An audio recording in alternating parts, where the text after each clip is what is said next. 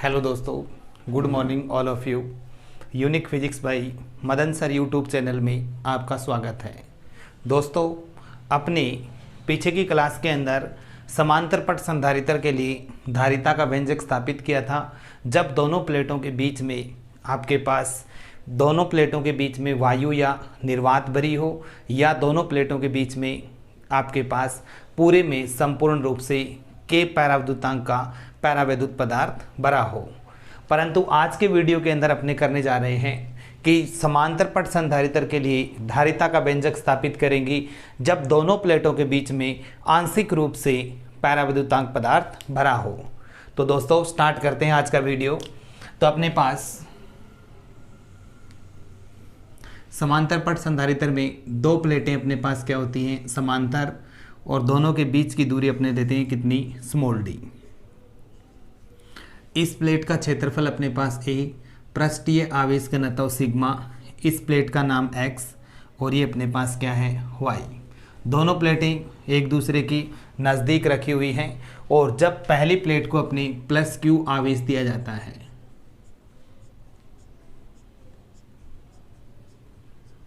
प्रेरण के कारण इसके अंदर की तरफ अपने पास कौन सा आएगा, उतनी ही मात्रा में ऋणावेश, और बाहर अपने पास कौन सा आएगा, धनावेश, जिसको अपने क्या कर देते हैं, अर्थिंग, जो पृथ्वी में उपस्थित इलेक्ट्रॉनों से क्या हो जाता है, उदासीन हो जाता है। अब दोस्तों इसके बीच में अपने एक टी मोटाई की, जैसे अपने संधारित्र का प्रिंसिपल नंबर 3 पढ़ा था, 3 नंबर बिंदु पढ़ा था जिसमें अपने प्रिंसिपल को सीखा था। ये आपके पास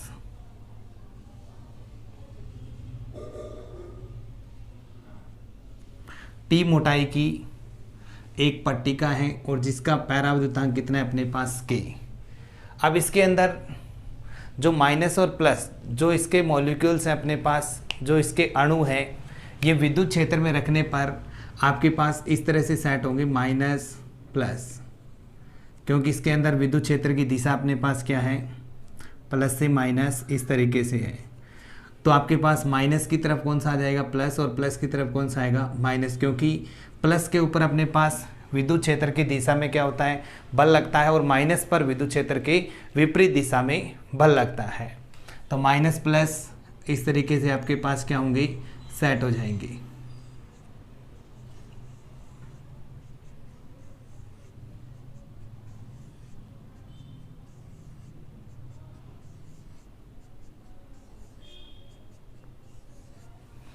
तो दोस्तों अपने पास इसका पराविद्युतांक कितना है, के है, मोटाई इसकी अपने पास कितनी है, डी है, और पूरी दूरी अपने पास कितनी है, डी है, दोनों प्लेटों के बीच में। तो इसका मतलब पराविद्युतांक कितनी दूरी में है अपने पास, टी में, और एयर अपने पास कितनी बची, डी माइनस टी में, क्योंकि टी ए सब्ट्रैक्ट हो जाएगी तो एयर यहाँ और यहाँ पे बचेगी, तो कितनी होगी, डी माइनस टी के अंदर। अब अपने इसके धारिता का व्यंजक स्थापित करेंगे। तो धारिता के सूत्र से, धारिता के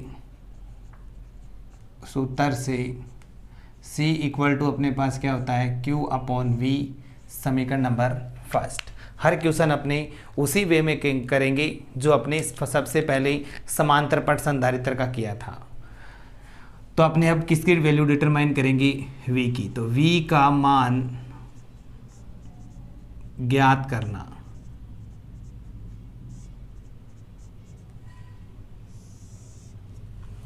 अब अपने यहाँ से V की वैल्यू ज्ञात करेंगे, और V जब अपने ज्ञात करेंगे तो यहाँ पर अपने पास 2 V हैं, एक एयर के लिए है और एक मीडियम के लिए, क्योंकि इसके अंदर एयर भी है और आपने टी मोटाई के अंदर पराविद्युतांक पदार्थ भी भर रखा है। तो दोस्तों अपने पहले जो दोनों क्वेश्चन किए थे उसी तरीके से अपने आपके पास एयर का विद्युत विभव निकालेंगे और माध्यम का विद्युत विभव निकालेंगे। दोनों विभव आएंगे, दोनों को जोड़ के और अपने पास समीकरण नंबर 1 में पुट करेंगे, अपने पास आंसर आ जाएगा। तो देखिए कैसे निकालते हैं इसके विभव। तो देखें V इक्वल टू V0 का सूत्र है अपने पास, लिख दें E इंटू डी होता है। तो E0, एयर कितनी दूरी में, पहले D में थी, अब एयर कितनी में है, D माइनस टी में। तो यहाँ पर क्या लिखेंगे, D माइनस टी में प्लस ई के इंटू पैरावृतांक कितनी दूरी में अपने पास टी में, तो यहाँ पर क्या लिख देंगे टी। तो v इक्वल टू ई, ई की जगह लिखेंगे सिग्मा अपॉन एयर है, तो यहाँ पे क्या आएगा epsilon naught D minus t plus e के है, तो यहाँ पर क्या आएगा सिग्मा अपॉन एप्सिलॉन इंटू क्या होगा टी। तो v इक्वल टू सिग्मा का फॉर्मूला लगाएंगे, सिग्मा इक्वल टू होता है अपने पास q बाई ए, तो यहाँ पर क्या आ जाएगा q by A epsilon naught D minus t plus q by A epsilon into क्या हो जाएगा अपने पास t। या v इक्वल टू लिख सकते हैं q upon A epsilon naught D minus t plus q into T A. Epsilon की जगह लिख सकते हैं अपने एप्सिलॉन नॉट, या इसको लिख सकते हैं के एप्सिलॉन नॉट, के एप्सिलॉन नॉट।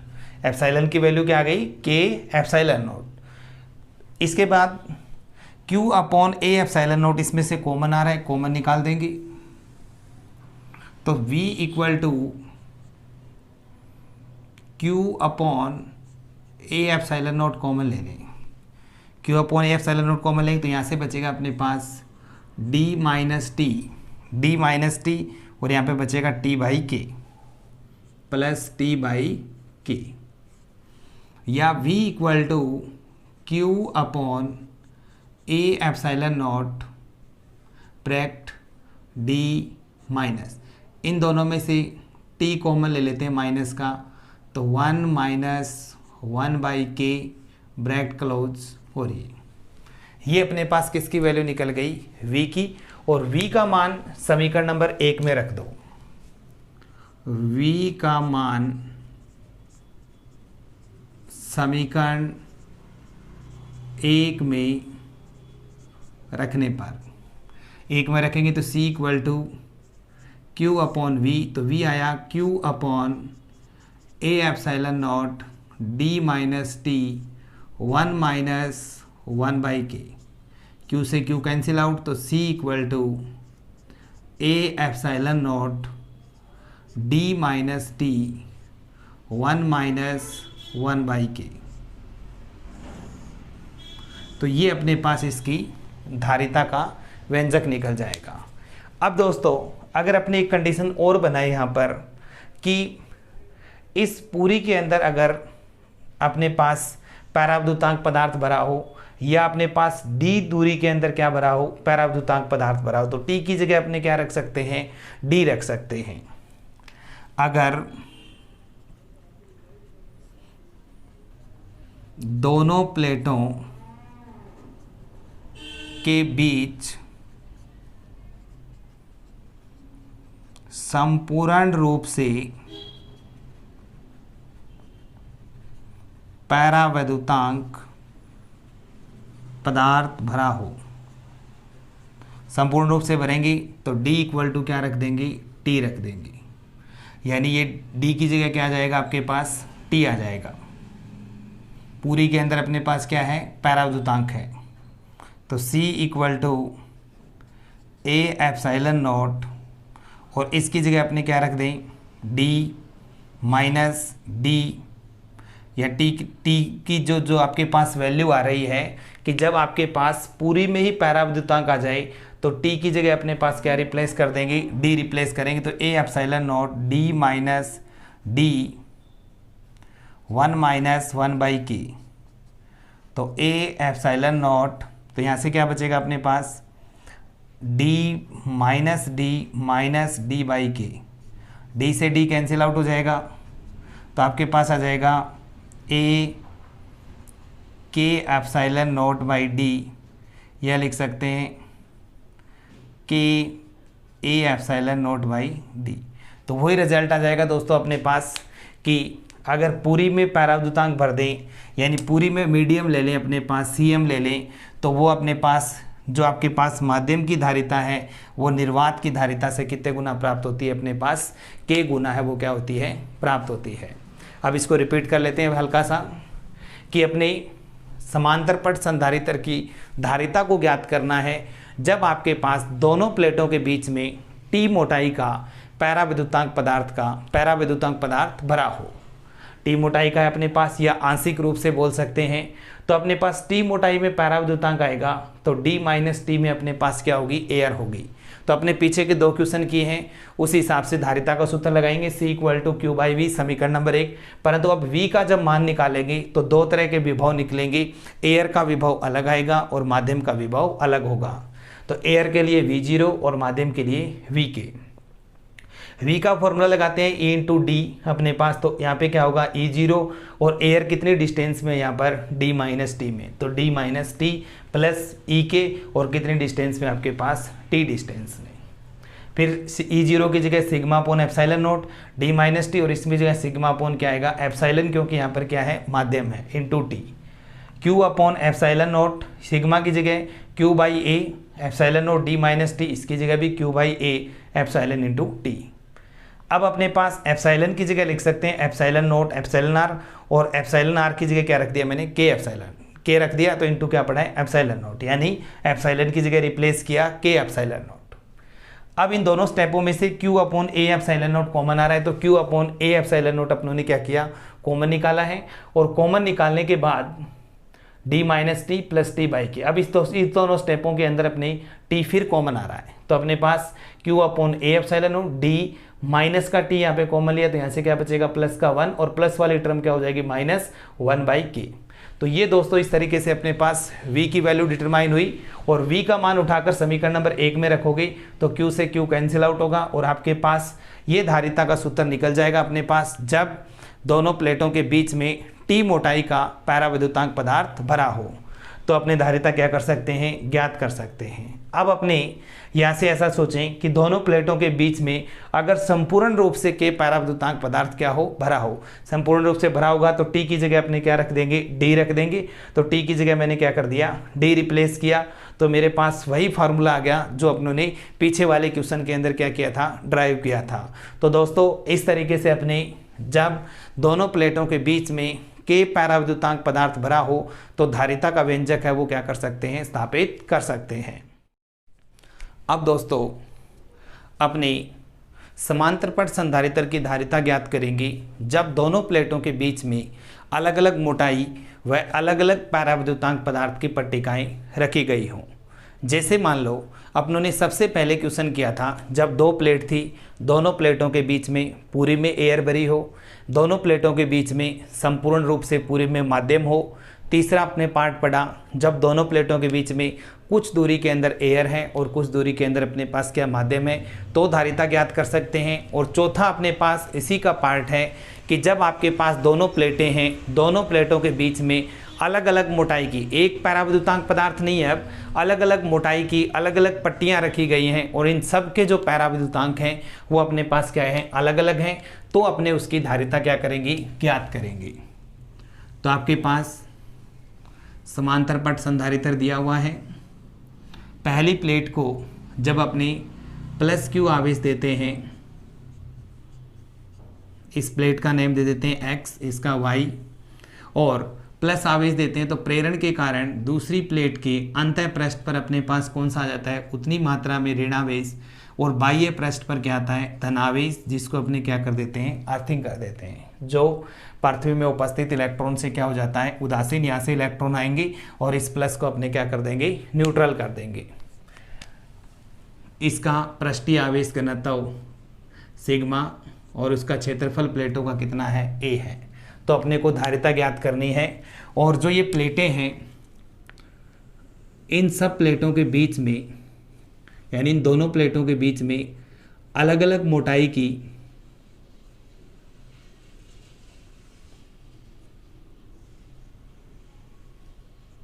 ये अपने पास एक पट्टिका है,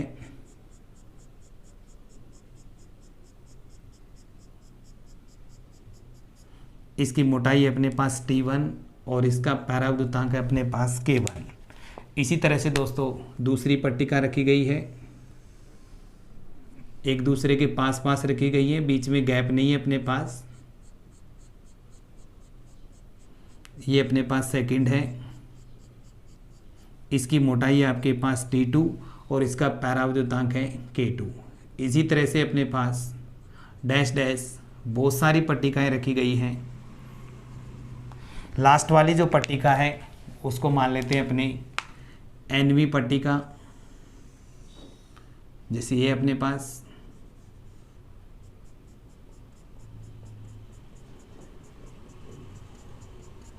इसकी मोटाई मान लेते हैं Tn और इसका पैराविद्युतांक कितना है Kn। इस तरह से दोस्तों अलग अलग मोटाई की और अलग अलग पैराविद्युतांक की समांतर पट्टिकाएं दोनों प्लेटों के बीच में रखी जाती है। तो अपने से धारिता का व्यंजक पूछा है, तो धारिता निकालें।